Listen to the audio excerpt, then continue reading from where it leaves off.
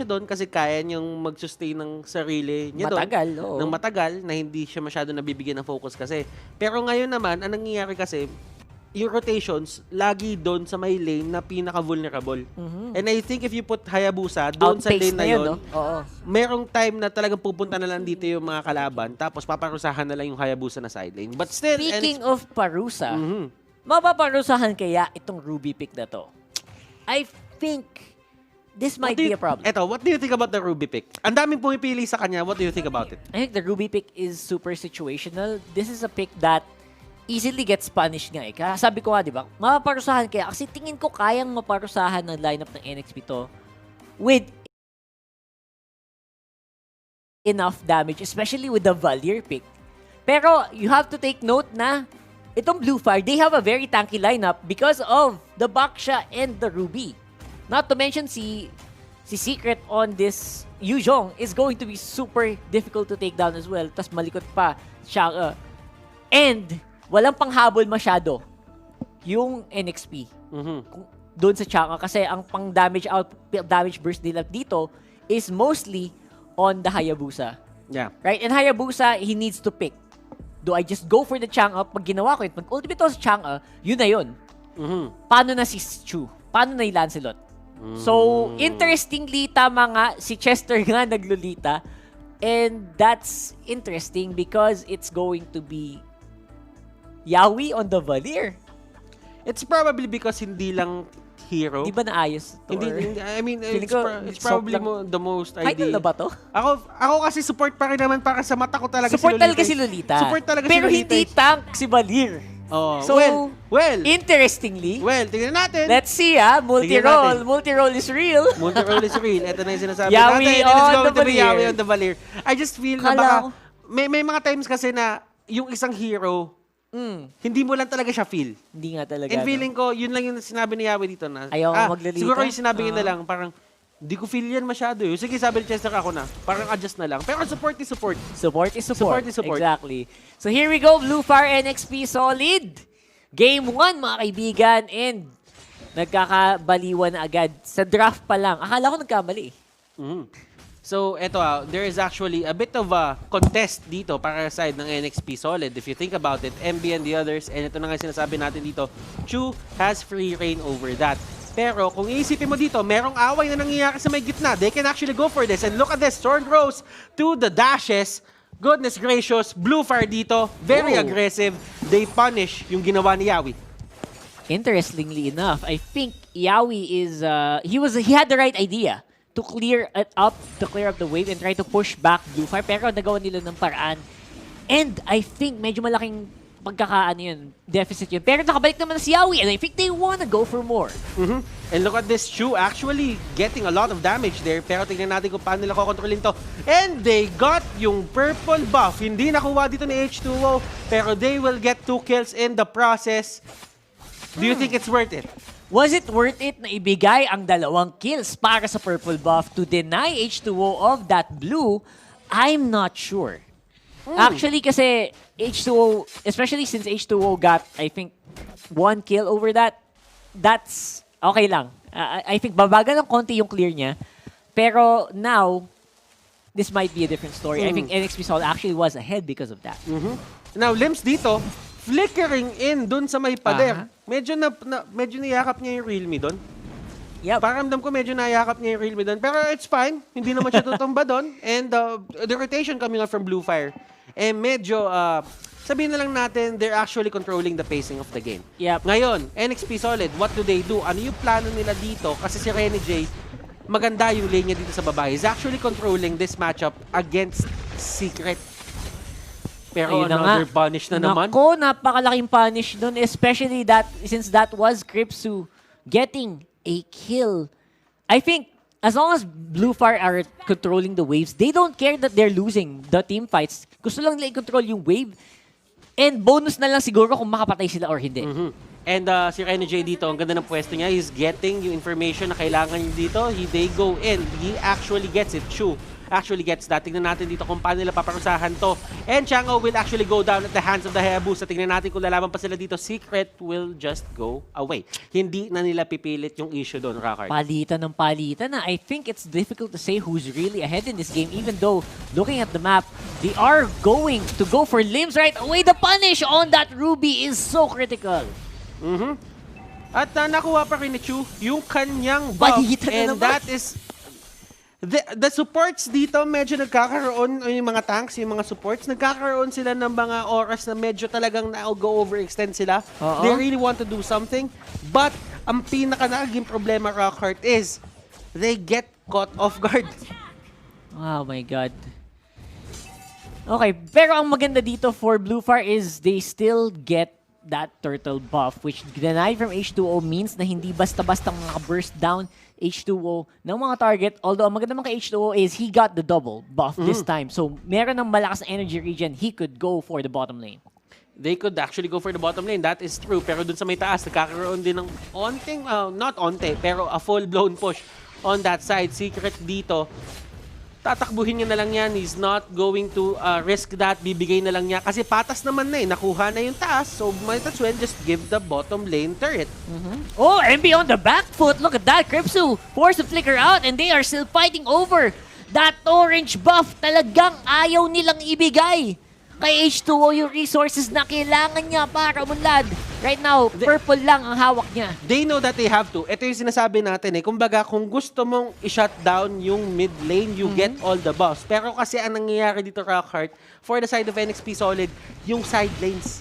Side lanes, Yung no? side lanes nila matibay.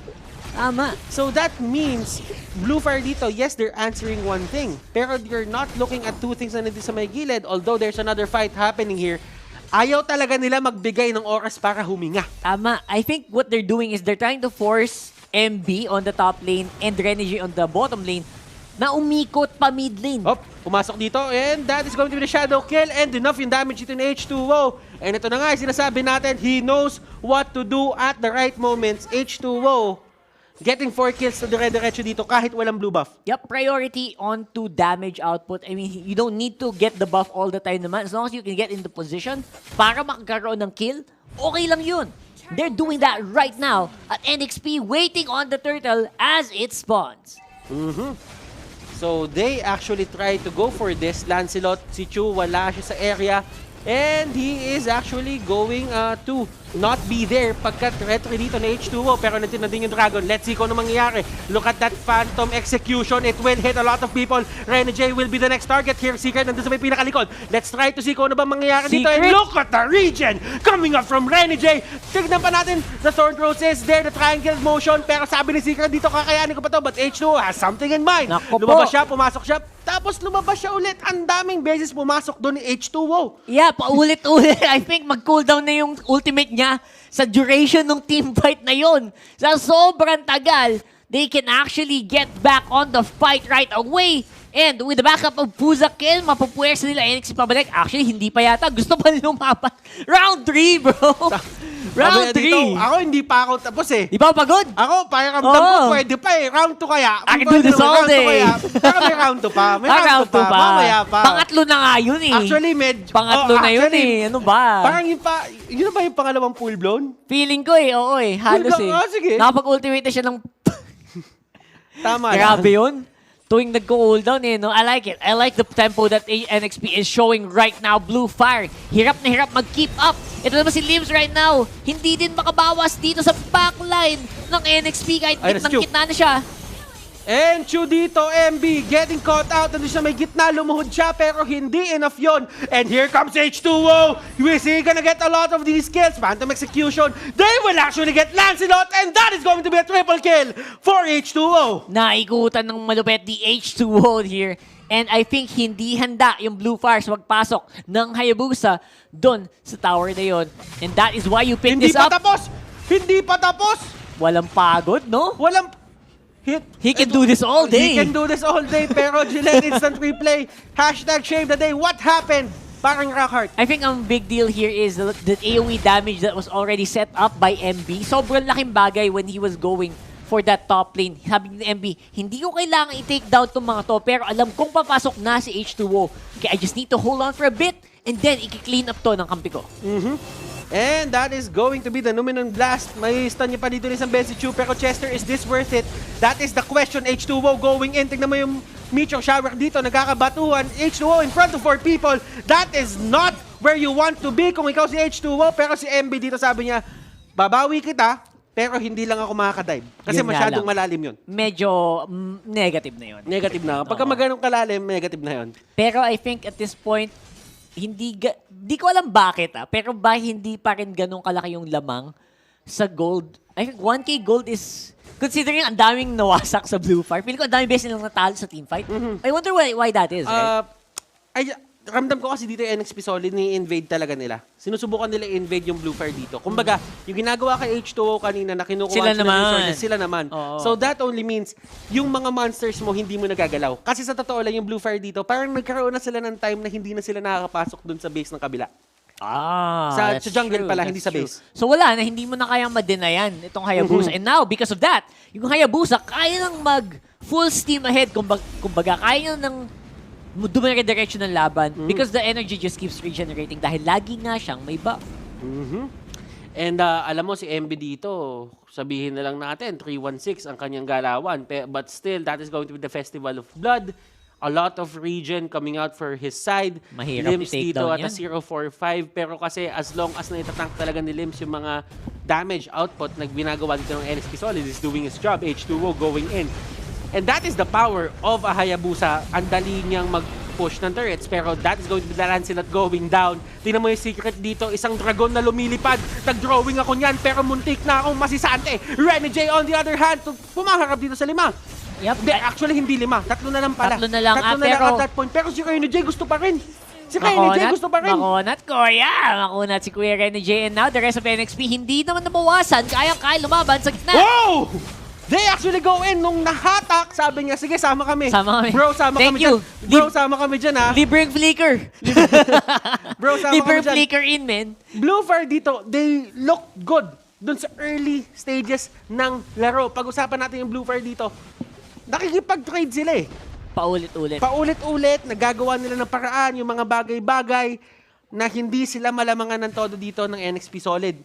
But the thing is, yes, nakokontrol mo si H2O, but the time na nakuha ni H2O yung shadow kill, gumawa na si H2O ng mga paraan para makakuha siya ng sarili niyang mga kills. Ma-convert niya yung shadow kill na yon na every time nag-up yun, may kill siya nakukuha.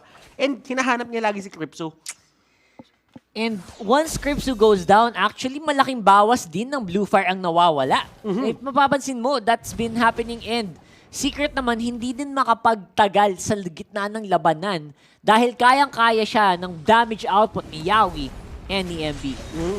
So, right now, BLUFIRE, do you have what it takes? That is the question. Secret dito. Tingnan natin kung paano niya haharapan dito NXPSOLID. Feeling ko si Secret dito yung may napakalaking role. Kasi kailangan niya gamitin yung Dragon. Yung Dragon nahahawi sa lahat. Tama. Pero ang problema, yung Dragon, ang lambot ngayon. Pansin mo? Huwag mo sabihin sa akin. Hindi kasi yung bawas, hindi yan matangke. Usually yung pag Dragon form, di ba? Hindi kayang tumagat ang kunat niyan. Pero kanina nang lambot dahil kay H2O and kay Yawi. Grabe talaga. Alam mo, na-shadow kill din siya ni H2O eh. Yes, yun nga yun. Yun yung isa mga problema. Kumbaga, nagagawa naman ni Secret yung trabaho niya. Nasa front, oo. But, right now, bakit nga ba nagkakaroon ng onting problema dito yung side ng BLUFIRE? I mean, hindi na lang onti pala to eh. Malaking problema to on their side and they actually get that pull on Chester. Pero they did not convert that into a kill. I think yung frontline nila hirap na hirap din sa damage output ni Yawi dito sa Valir. I think kanina parang kayang pumasok ni Chu pero pinupushback siya lagi nitong si Yawi. I think nakatutok lang si Yawi either kay Chu or kay Limbs or kay Secret. And they're just ignoring Fuzokan altogether. And look at H2O going for another shadow kill. Luminon Blast on 2. Dinominon Blast ka na. Binuhangin ka pa. Welcome to the beach. Welcome to the beach. Welcome to the beach, BLUFIRE. Nako And po. this might be it, ladies and gentlemen. Tignan natin dito kung paano yung defton ni Crypso. He doesn't have enough damage for that. MB dito, just clearing up the wave. Walang minions. Part 3. Yep, it's time, I think. And this time, meron ng backup from the top lane. NXP closes this out against BLUFIRE 1-0 on the first game.